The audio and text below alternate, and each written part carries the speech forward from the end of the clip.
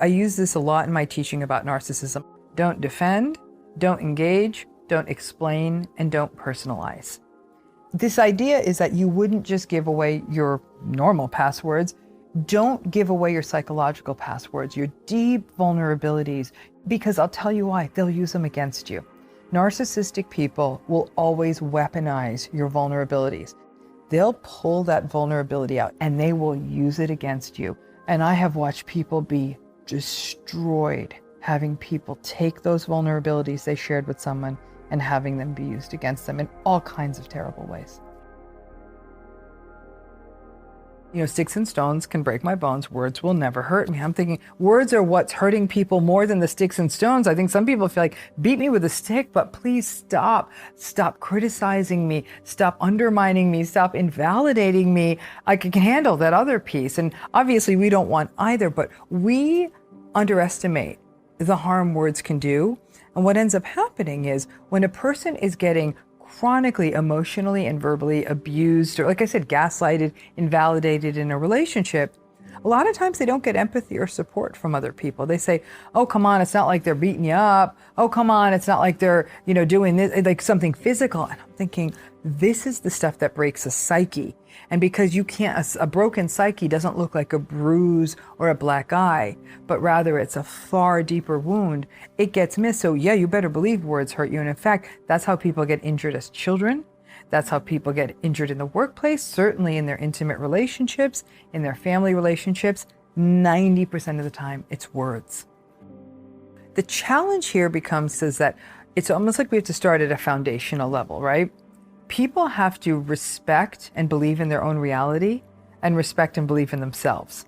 Because otherwise you're vulnerable to someone's words, right? When they're going at you, they're telling you you're incompetent, you don't know what you're talking about, that never happened, who do you think you are? And all this other stuff that leaves a person feeling like they're not enough, or that maybe that other person is right, not them.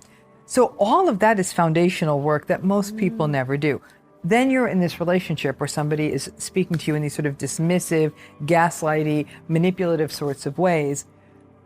There's a moment, and this is the challenge, is that for months, if not years, people believe what that person is saying to them. They actually believe that they're all those bad things, or they're not enough, or they're asking too much, or whatever it is, whatever their partner's going after them for. But there's a moment when it's a penny drop moment. Maybe it's someone's gaslighted you. They've completely denied your reality. And on a strange day, you actually record it and you play it back. You're like, no, I did hear it right. And then over time, you start saying, my reality is actually right.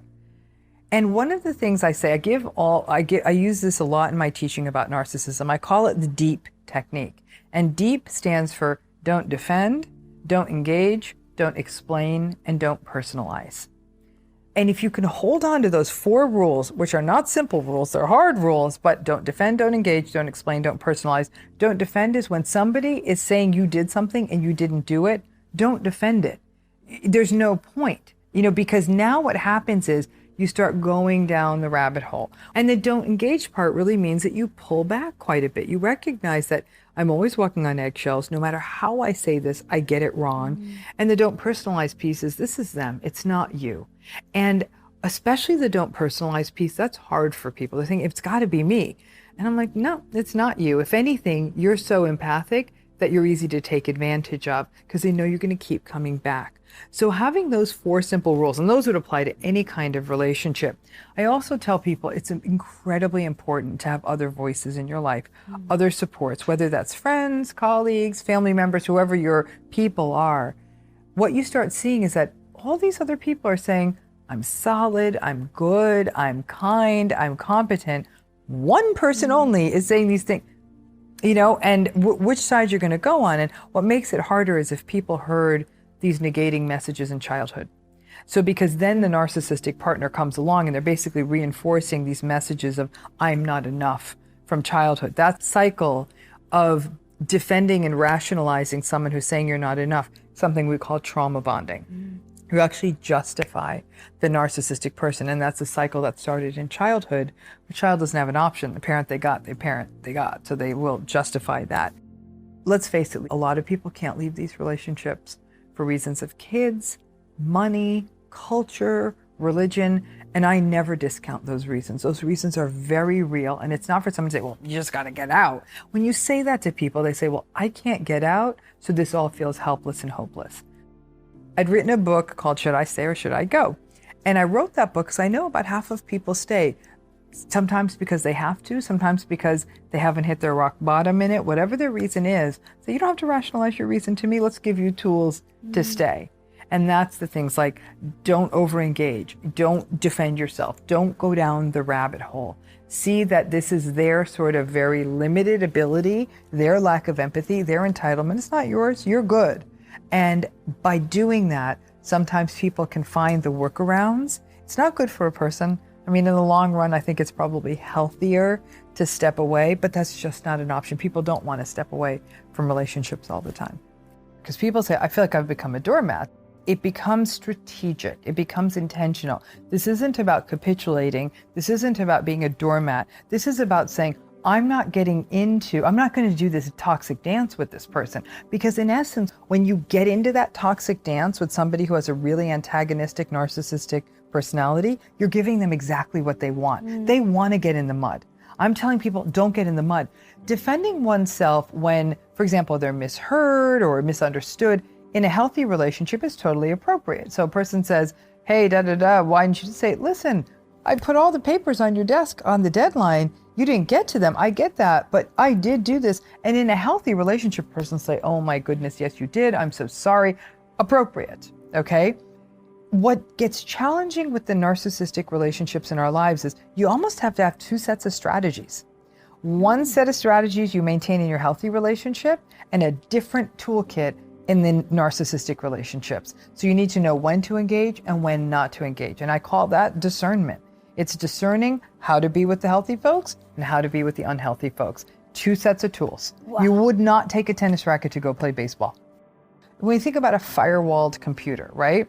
It's very restrictive on what it lets in, right? It'll say this is a virus, don't let this in. And it's also very restrictive on what you let out. Like, and they'll even ask you, are you sure? I say don't. Part of firewalling is I wouldn't give you all my passwords. I adore you, but I wouldn't give you all my passwords, right? Nuts if you did. Right. Yes, exactly. And so we're literally more protective of the password we have for some game on our computer than we are with the most sacred parts of our psyche. I'm like, what? It doesn't make sense, but everyone does that. They just hand it over. And so this idea is that you wouldn't just give away your normal passwords.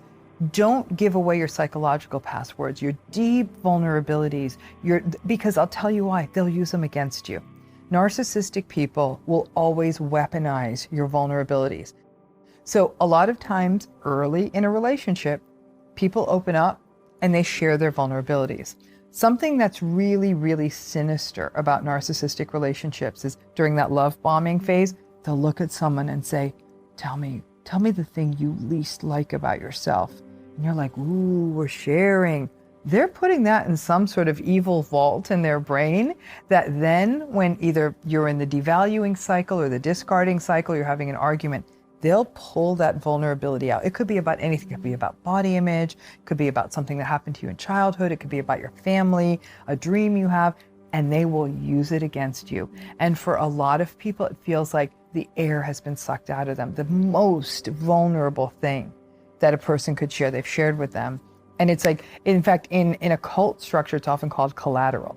Like it's like we've got to get something from them so we can almost blackmail someone down the road. It's like that, maybe not at that level, but it's that ability to say, now I've got something on you, so I know I can hurt you. And so that's what I mean about don't hand away your psychological passwords. Don't give away those most vulnerable parts of yourself until someone really gains that trust. People might be sitting there saying, well, are you telling people not to be vulnerable? Oh, absolutely not. I'm saying learn your people. Again, it's that two sets of ways of engaging in the world. And it's about taking a moment to get to know someone. If red flags are coming up, pay attention and hold back. You will get to the vulnerabilities. If this is a healthy person, you'll get there, but you don't need to get there in the first week. But I think so many people want to be heard and seen and understood that they rush to that moment of like, let me tell them everything and now we're in love. And I have watched people be destroyed having people take those vulnerabilities they shared with someone and having them be used against them in all kinds of terrible ways.